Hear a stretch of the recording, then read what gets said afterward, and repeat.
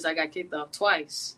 But they ended up, keep giving me chance to put me back on. So I think my junior year, that was like the last straw, and I parted ways with University of North Texas, and I at Oklahoma. God bless you. Ended up at Oklahoma City University. And so at Oklahoma City University, that was a NAIA, but we did pretty well. We went to the tournament. I think we finished in like the top 16 or something like that. And after that, after basketball, I kind of went downhill. That's when I got locked up and was out in Dallas, going crazy for a while because I didn't have that structure in my life. I was so used to basketball waking me up, taking me to school, having me disciplined for the next day. I didn't have basketball anymore, so I was kind of lost and ended up getting in some trouble. And I decided to join the Navy to turn things around for me. But blessing came and May stepped into my life when I was going into the Navy, and I came back out here to San Antonio to say goodbye to all my family.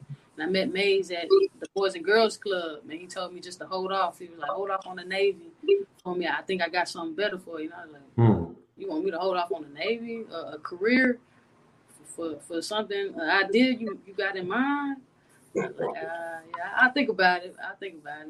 Then I came back the next day with the papers for the gym and signed up. I think we stayed in the gym the next day for like a good couple hours my first day. I was bored. I ain't gonna lie. I didn't want to come back. But I came back and it was history, like I said, after that. And I want to know when you first started boxing, how did you pick up on it? What did you find it? Did you find it easy to pick up because you were an athlete already, or did you feel frustration because you were being trained to do something totally new and different? And how do you adapt to that? Like I said, it was a mixture. It was a mixture of frustration and a mixture of me loving the challenge and me wanting to pick it up and figure it out. Like I said, all I know was basketball, so I needed something else to put my focus and my energy towards that was positive. So I looked at it as a challenge, but then again, it was something new, and it wasn't basketball. So I would get frustrated because, like in basketball, you take big steps. You try to get to your opponent by the big steps. In boxing, you need those small steps. You have to. It's a lot different. So you have to train your mind a little bit better. In basketball, it's crazy. In basketball, I think our running test was to do a mile. And everybody be like, man, we got to do a whole mile for basketball? And that's crazy. And now I do a mile to warm up, so it's a lot different, mentally and physically. So like I said, I love the challenge of it being a new sport and me having to get in that lifestyle and switch my lifestyle. But it was also, frustrating because it was something new, but I loved it, This sport, man, it seems like it's a redemptive place for people who had it hard, rather hard times was put on them or they chose hard times. Irregardless, there's some redemption found in boxing that if you're built right, if you have the character and the willingness to fight on, it'll give a person a place to stake their claim. You know what I'm saying? They can say, hey, this is me. Yeah, that used to be me, and this is me now. And I'm talking about the worst of the worst. You become the fighting and find yourself. Not to shit on any sports or any other thing. I'm sure there's places to do that, but in boxing, I think the guys and girls who excel, all those people that had the world against them, they made bad choices, and at some point, it don't matter if you're in a cell, at a funeral, or in the gym with a bloody nose. At some point, people say, all right, I got to do the work in order to succeed. It's time to do the work. And that's all anybody should expect from anybody, that you're going to do the work that it takes to be successful, man. And I never tired those stories, ever. Every individual is different, got their own story, and I love them all. We share a bond that this thing, I got a cousin, man, that was pro. When he died, he was 10-08 knockouts. And when I tell you, my family is from the wrong side of the tracks and shit. That poor guy, man, I love him to death. And he was so talented as a fighter, right? But if he didn't have fights, if he wasn't had an active schedule, he was gonna find himself back in the penitentiary. Yeah. And just watching his seesaw career from prize fighter and criminal, it's a hard thing to watch. But I always understood why he was good at it, And then in the end, he lost that war to the other side. But rest in peace. But you get to see rare raw nerves on people, man, in boxing, and the weak get beat. Sports, any sports, any organized sports is good, right? It's good. Yeah. It's good for the community. It's good for kids that are, going through things, and it's a good platform to release energy and then even excel and create opportunities for the future. I think boxing is very unique, though, in the fact that you stated you got kicked off the basketball team like 3 or 4 times. You had a problem with authority. You can't have those kind of problems in boxing. No. You have to be able to control your emotions and control that energy and channel that in. I tell people that kind of anger is like electricity, right? You look at all the power lines throughout the world.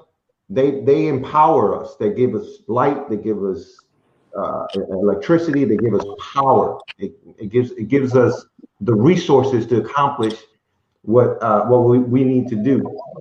But if you go up there and you grab one of those wires that ain't conducted or ain't covered, it can kill you. And that's the same thing with anger and your emotions and your feelings. When it's conducted and it's protected and it's channeled, man, you have the power to do whatever you need to do to accomplish. But if you can't control that, then you're just going to hurt yourself and those around you. And in boxing, you don't have the luxury of, oh man, my teammate didn't pass me the ball. Oh, this fucker didn't catch the ball. This guy didn't fucking block for me. He didn't, he fucking couldn't strike. I mean, he couldn't throw a strike to save his life. In boxing, it's just you and your opponent.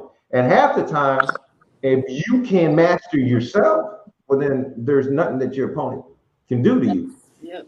And so, with what Coach is saying, it's true. And that's why that's those that have had some of the,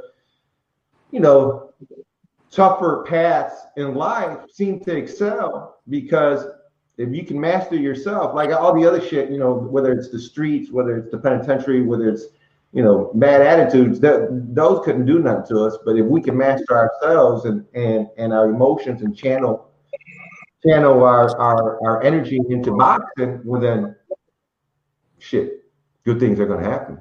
Yeah, I definitely agree. I always tell people, like I was saying earlier, the transition from basketball to boxing, it's a huge one. Like you said, you can't hide with boxing. With basketball, you can kind of hide in the background. You can kind of blame it on your teammates. You can kind of take a couple plays off. You know what I'm saying? You can kind of switch. You get to, you can kind of do all those little things to get by, and you have a team that's there for you that can actually understand and take that pain and that loss and that hurt with you and the blame with you. But in boxing, can't hide. It's just you. You know, if you let your anger get the best of you, everybody gonna see it. You can't blame your coach for that. You know, you can't blame your coach. Oh, he should have took me out when I was angry. Oh, he should have subbed me in and calmed me down. Ain't none of that in boxing. You know, it's you versus you, really. And that's what I was saying earlier about me.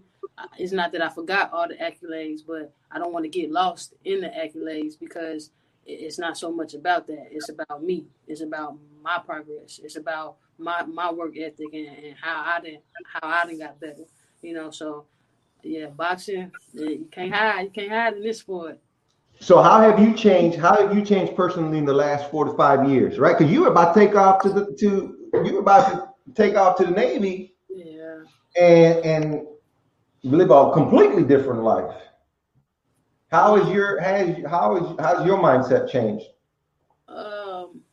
Man, I can say that my mindset now, I'm more disciplined. I'm more disciplined with not only my career, but I'm disciplined with my family. I'm a disciplined with my mental, my mind state, my body. Like I said, it's in basketball.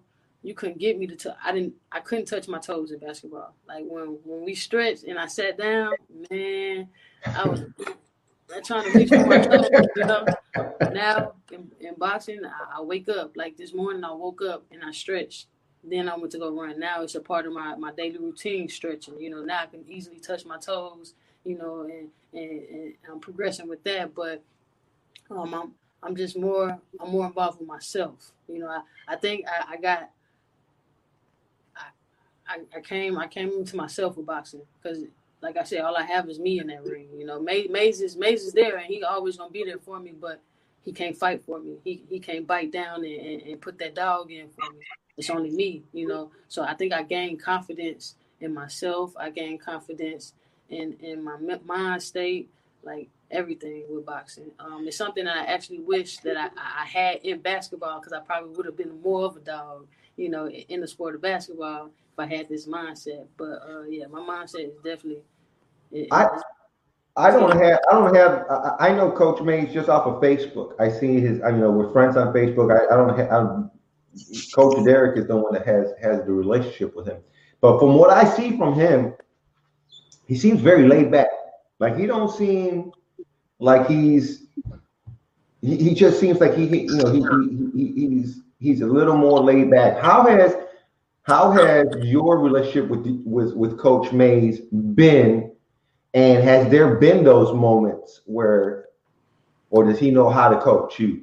It's crazy that you say that because I actually don't realize it until people ask me because that's how much of our relationship. That's how much it just flows. But man, I speak to him every day, whether I want to or not.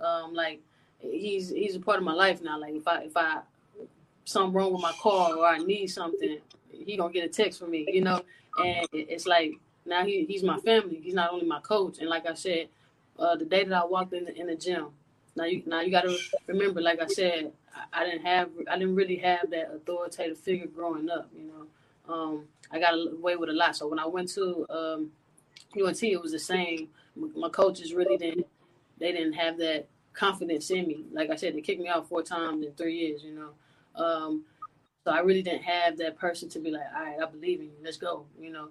And with Coach Mays, he got me a news interview. I had 0 fights, like 0 experience. Like I was on the news and he was telling people on KSAT 12 that I was going to be a national champion. I was going to fight for Team USA.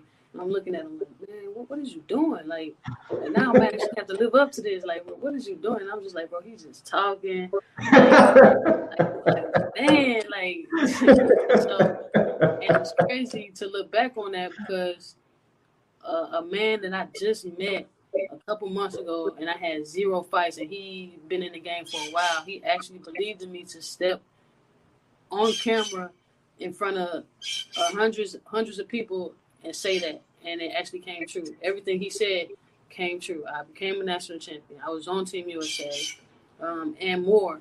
So it's like for him to actually believe in me and stick by me through it all is crazy. And I mean, it ain't a relationship if you don't have arguments or disagreements. You have arguments and disagreements with your mom.